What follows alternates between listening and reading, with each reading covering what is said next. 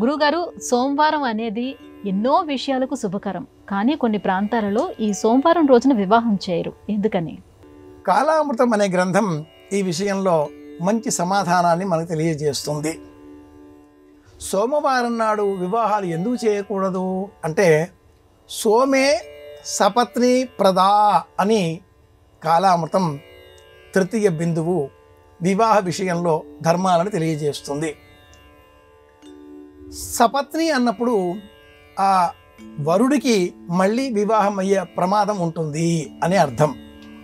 పాఠాంతరాలలో సుపత్ని ప్రదా అనేటటువంటి దోషం లేకుండా ఒక మంచి ప్రయోగం కూడా ఉన్న గ్రంథాలు పూర్వం లభించినది కనుక సోమవారం నాడు వివాహం చేస్తే మంచి ఇల్లాలు లభిస్తుంది అనే విశ్వాసంతో ఉభయ గోదావరి ఇతర ప్రాంతాలలో సోమవారం నాడు కూడా వివాహాలు ఏర్పాటు చేస్తూ ఉంటారు.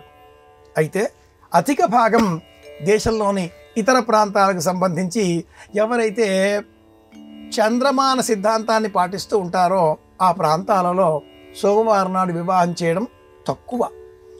శాస్త్రంలో బుధ గురు శుక్ర వారాలు శ్రేష్టం.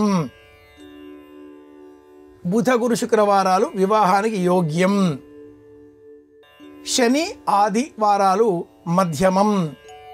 సోమ మంగళ వారాలు చెయ్యరాదు అంటూ కాలామృతకారుడు మరి ఒక శ్లోకంలో స్పష్టంగా చెప్పి ఉన్నాడు. కనుక బుధ గురు శుక్రవారాలు వివాహానికి యోగ్యం. శనివారం ఆదివారం మధ్యమం, అది కూడా పనికి మాలినది ఆదివారం కూడా, కానీ మనం చేస్తూ ఉంటాం ఆదివారం కదా. ఇలాగన ఒక మినహాయింపు తీసుకోవడంతో సోమవారానికి కూడా సపత్ని సుపత్ని అన్న పదం ఏర్పడింది. చంద్రుడికి 27 మంది ఇళ్ళ అంటారు, దక్ష ప్రజాపతి కూతుళ్ళు.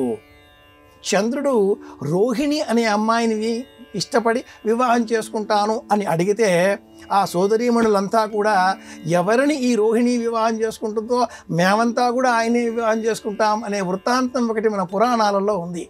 27 నక్షత్రాలకు కూడాను ఇలా దక్ష ప్రజాపతి అల్లుడు చంద్రుడు. ఈ కారణం చేత సోమవారం నాడు వివాహం చేస్తే అది దాంపత్య ధర్మానికి వ్యతిరేకంగా మారుతుంది అనే ఉద్దేశ్యంతో అనేక ప్రాంతాలలో సోమవారం నాడు వివాహం చెయ్యరు.